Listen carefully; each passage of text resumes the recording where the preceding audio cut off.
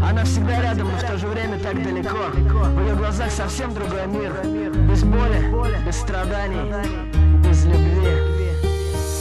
В ее глазах не прочитаешь монолог души. Пряча за улыбкой, что-то снова куда-то спешит. Еще так наивно, но хочет казаться взрослой. Сложные чувства для нее игра, ведь это просто. А она стала счастлива, собрав несчастье порции. Лишь ВКонтакте ее статус обнажит эмоции. Она любит поплакать, но не скажет, что ей снится. О ее слезах расскажет только песни на странице. Она любила сочетание красного с черным. Ее любовь к азартным играм не понять ученым. Меняет маски порой так часто, что даже сама не понимает, зачем строит глазки. Пытается казаться самостоятельной птинкой, хотя сама-то хочет стать чьей-то половинкой. Не смотрит на часы, уверена, что все успеет, и убегает, когда вдруг становится теплее. Смотри со мной на небо и ни о чем не думай. И пусть хоть раз убогий мир заставит нас летать, и нам подарит крылья тень городского шума.